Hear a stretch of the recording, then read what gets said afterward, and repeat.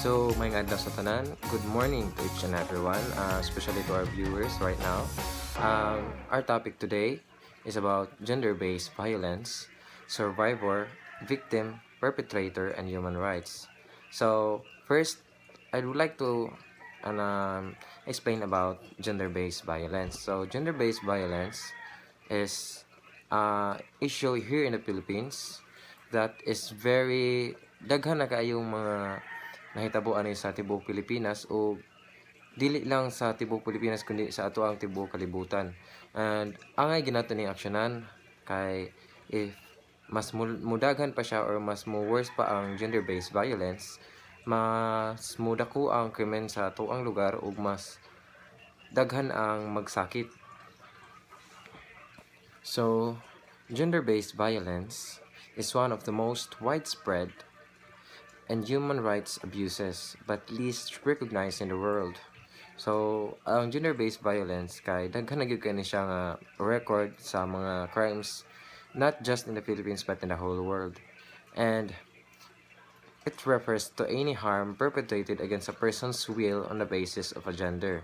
So, ang gender-based violence di ay kay kanang ang usa ka tawo nga nilabaw or paminaw niya labaw siya sa usa ka tawo, buhatan niya og physical, emotional, or bisag unsa nga way nga makapasakit sa usa ka tawo nga mas below pa niya in terms of power, strength, sa social life.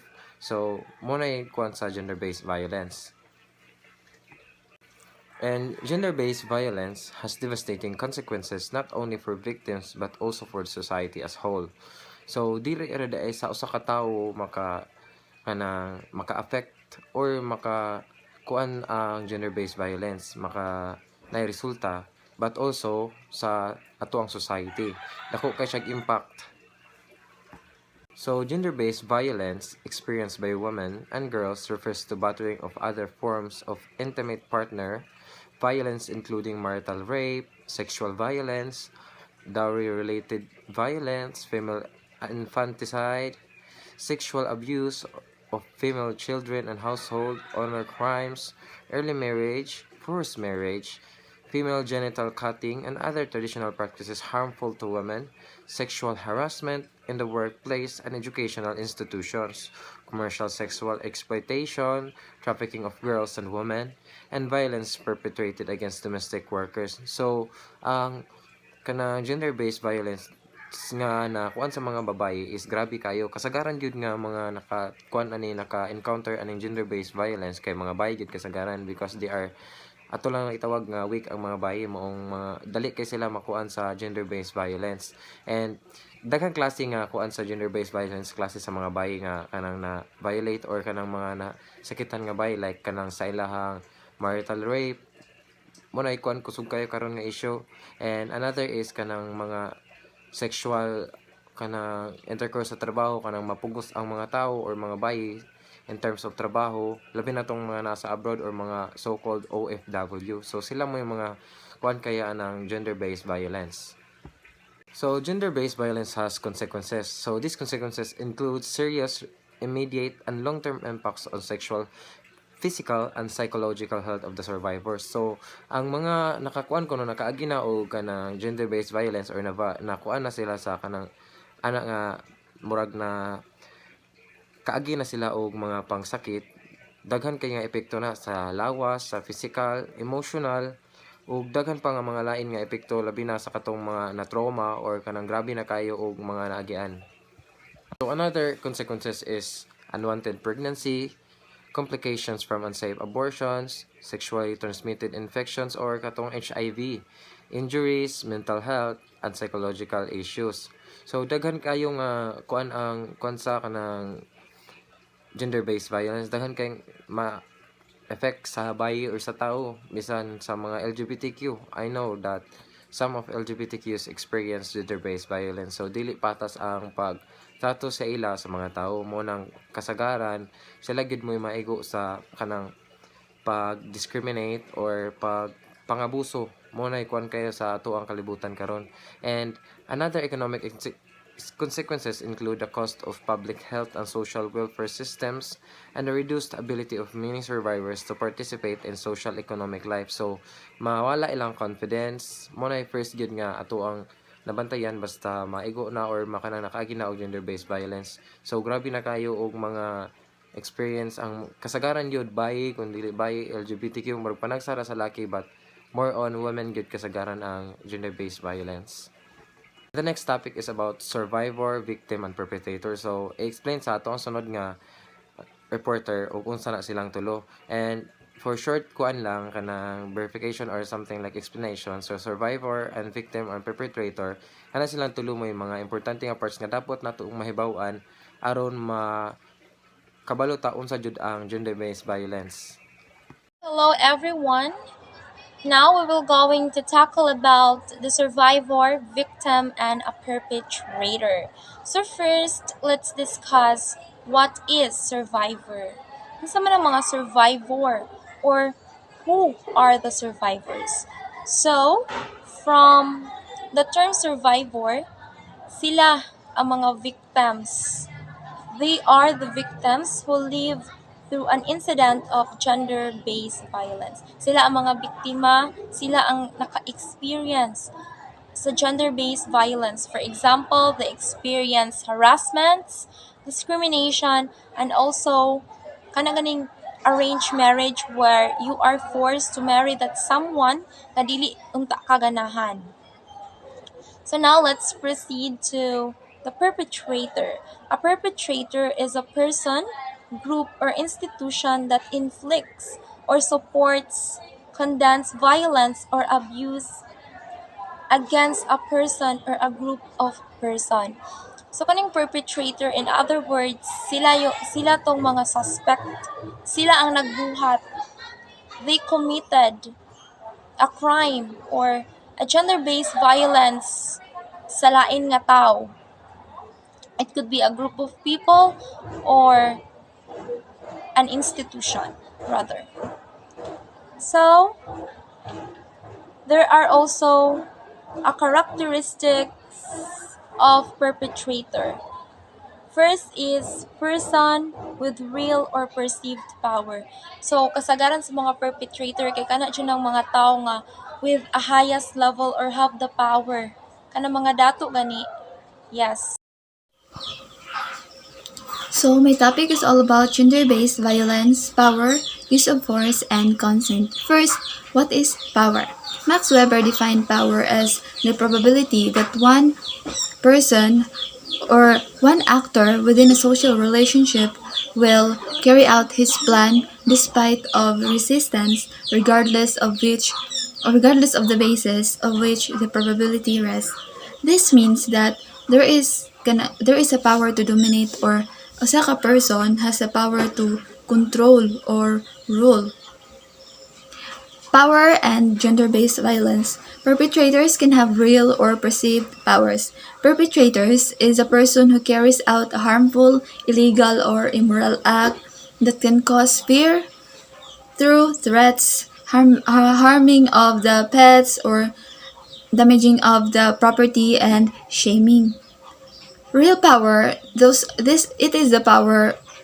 the natural power of the power or the power of God, while perceived power is selfish and sometimes cruel, and it is the power of a man.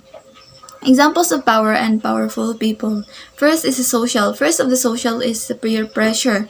Peer pressure, a person might feel pressure to do something just because others are doing it, or they will do it just for their friends, just for them to feel valued by their friends. Example, ani niya kay kanang di ba, kung eskwela ta naman jud tay kanang mga friends. For example, imo mga friends bukating, and then gusto nila, syempre mukuyog dapat ka kay kanang amiga gud mo. And then dili jud unta ka, pero mura ganig mapili mo nga kanang mo apila lang pud kanila kay kanang kung dili ka mo apil, mura ganig di nakabilong sa ilang nga group. Or for example, you will hang out with your friends at tumog kanang party baron, then without knowing nga kana din mong friends kay they're into drugs. And then kanang they will use drugs in front of you and kanang gusto kanila nga mo appeal pud anang drugs nila, then dili jud ka, and then they will start kanang mag-cheer dayon sila, then mura ganig ma-pressure na lang ka nga buhaton, so mubuhat na lang pud ka. That's peer pressure. And next is bullying. Bullying is so powerful when it comes to gender-based violence. Kay kanang common medyo kay ng bullying. Of course, we all know what is bullying. Example na is verbal bullying, like name calling, kanang tawag-tawagon ka sa unsang mga words that kanang kay murag ma-describe pod about nimo, then kanang kasakit pod, and it can cause manggod og depression that will lead to suicide. Mo na siya nga powerful jud kay ng bullying when it comes to violence. Next is the leader. Of course, the leader, all of the members will follow the leader, and kung na siya gustong buhaton, mo support man jud na ang mga members. And if ever man nga na siya buhaton nga something murag immoral or illegal, murag ganig musabot na lang pud ka kay leader guna siya masunod. And then next is the teacher. Of course, the teacher musabot pud ana nila, we will obey all the teachers because the teachers are our second parents. Pero ma-relate mo na siya sa gender-based violence. For example, usa niya ka student nga babae mahagbong, and then the teacher is a guy, and then the teacher will talk to that student privately, and then iyang papasuro ng that certain student, pero ang kapalit niya is they will have sex. Pero bisag dili anta siya gusto, na lang kanang mo agree na lang siya sa condition sa iyang nga teacher. Kay ganing, like for example, iyang parents kay strict, dapat dagko gid iyang grades. So mo nang sabot na lang gid siya kay para pod makapasar gid siya ba. And then next are the parents. Of course, parents. We, the children, will obey our parents. Muna sila ang murag pinaka-powerful pod kay musunod magyud sa ilang gustong baton. Though, ang uban nga parents mangod kay nang buhat po silang dili maayo ba, like for example, for their own good. For example, kanang ilang ibaligya baron ilang mga anak, or ilang ipamit kanang babae nilang anak, ilang ipamit with someone, then without kanang wa kabalo ang kanang bata kung sa ilang buhaton dito, or if ever man nakabalo siya, musabot na lang po siya kay naka-receive siya mga threats from her parents niya. Undangon siya or pasakitan siya or iyang mga igsuon baron. And next is economic. Perpetrator controls money or access to goods or money, sometimes the husband or the father. Sa isa ka married nga couple, di ba kasagaran ang wife majud ang mugunit sa kwarta. And then siya na yung magbahalang mag-budget ana for their daily needs. Pero kung if the husband is more powerful, siya jud ang maguntol anang inyong mga money or property. And then sa inyo pong mga property, ang father pud ang magbuot anak kaysa ilang pamanahan anang sa iyang mga anak, nga siya ang manage ana tanan. Next is political. Elected leaders, discriminatory laws, or the President of the Philippines. Kana sila ang mga leader, kanang muobey ang tanan anak nila kanang nasa sakupan. Samot yun sa president sa country, he or she will be the father or the mother of the nation. So kung sa iyang ipatupad, musabot po ng muobey ang kanang mga mamamayan kay siya man ang president, and then bisan pag kanang against unta ng person, murag wala siya mahimo kay masunod man gyud ang president. Next is physical, strength and the size. So, if someone will abuse you, and then mas kanang lalaki kasagaran, 'di ba? Mas kusgan man yun ang lalaki kaysa sa babae, and then ang size pod kung mas dako siya, syempre mas kanang mas dagan jud siya mabuhat kaysa sa nimo. So, kung i-abuse ka niya, feel jud ka kay mas kusgan man siya og mas dako. And then the use of weapons, kasagaran sa violence na ginay weapons. Kung someone will abuse you and then nagamit siya weapons, wala na kay mahimo na kay basin patyon kaniya, di ba, dunggabon ka or pusilon baron.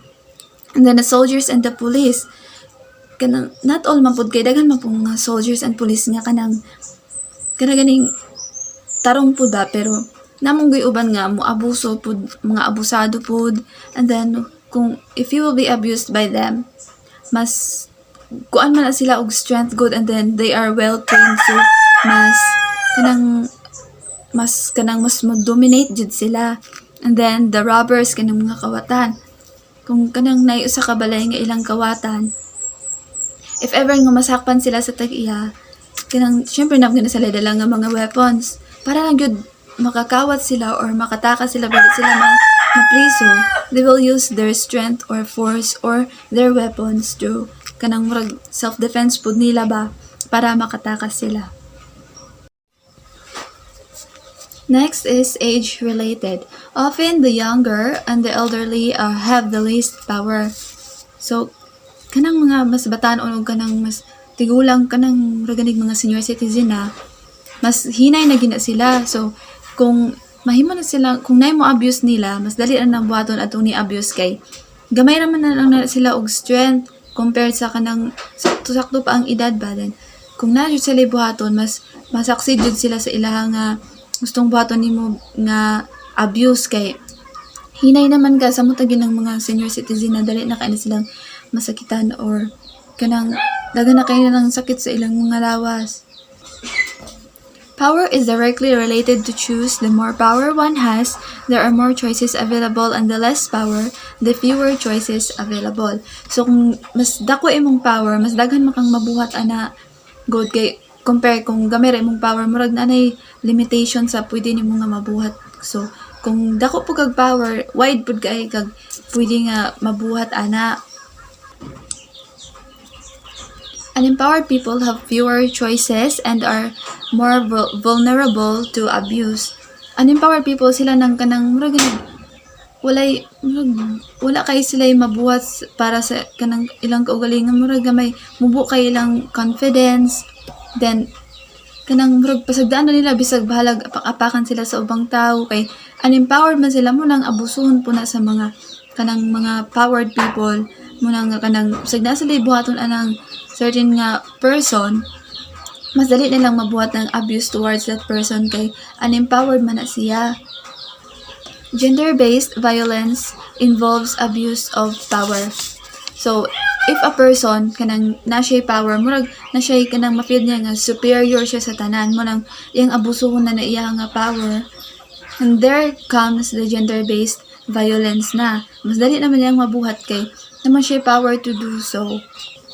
And lastly, unequal poor relationship are exploited or abused. For example, kanang sa isa ka relationship.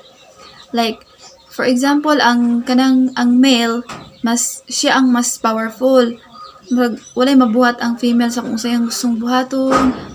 So, iyang abusuhon ng iyang power ng ana. And then, bisan pag ihapan ng abusuhon physically, ang female, bisan musukol na niya, wala kaya, mabuhat ra gyapon niya kay kanang mas kusgan man siya, or if ever man nga like mag-cheat siya, way mabuhat ang female kay siya man ang more powerful sa ilang relationship nga duha.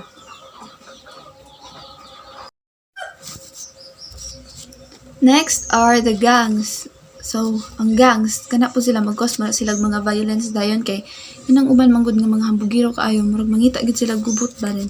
Magtinabangay po na sila kay brotherhood baya, though not all kay ang uban na may nasa lay advocacy nga mutabang sa community, pero kasagaran jud kung magtripan jud ka anang usa ka gang, build jud ka kay daghan man kay sila, then more strength po, then kung dagko sila mas kusgan, kung gunitan ka wala jud kay mahimo, so mas mabuhat jud nila ilang gustong buhaton nga violence towards nimo. Gender-based. Men are more powerful than the females daw. So, yes, that's true kay mas lahi man gud ang kanang strength sa male. Kusga na po ang mga babae, pero ang male good kanang mas dako jud ilang kusog jud, then kung nasa kanang ilang mga buhatonon ba kay dali ra para nila. Though daghan namang mabuhat karon sa mga lalaki nga mabuhat na pud sa babae, pero kung pakusganay lang jud kanang field jud ang babae, so munang mas powerful jud sila. Next is age related. Often, the young and elderly people have the least power. So, if you will do some abuse on kanang someone nga younger nimo or kanang ganing moro nag mga senior citizen na pud sila, mas dali ra na nimo parang nimo buhaton bisan pag makasukol na sila, gamay ra kay na sila og strength. Use of force or violence. Force refers to the use of physical strength or power to make someone do something against their will. Force might be physical, emotional, social, or economic in nature. May involve coercion or pressure. Ang pasabot sa coercion is pamugos or napugos. And also, force includes intimidation, threats, persecution, other forms of psychological or social pressure. Violence. Violence consists of the use of physical force or other schemes of coercion such as threat, inducement, or promise of a benefit to obtain something from a weaker or more vulnerable person. Also, ang violence kay common kay na siya na issue nga primarily targets are women and girls, pero it can affect people of diverse gender identities. Ang violence pod kay nag-involves na siya of force like forcing someone to do something against her or his will. Also, violence includes sexual, emotional, and psychological, stalking, and bullying. Informed consent. Consent means saying yes and agreeing to something. Consent is clear affirmation that create mutually understandable permission, and consent is voluntary. Without informed consent, ang gender-based violence will occur. Like for example, na ako'y kailatas na siya gipabuhat sa ako nga dili na ko gusto but ni use siya of force like iya kong gitreat para musayes ko or musubot ko. And also, children nga below 18 years old can able to give consent such as marriage, sexual relationships, and etc. Cycle of violence refers to repeated acts of violence in a relationship. Nag-start na siya sa minor incidents and moves on to more various level of violence. Kung ang bata or victim kay naka-witness or naka-experience na siya of violence, it may be repeated kung ang bata becomes an adult. The impact of being a victim or a witness to violence on a child is traumatic. It can make a child scared, unhappy, lonely, lose self-confidence, blame themselves, lose sleep, and pick up fights with peers. And also, it causes depression and anxiety. I know nga most jud sa atong fam, dili jud kalikayan nga naay away. Ilabi na ang atong mga parents, but resolving conflict through violence is not right.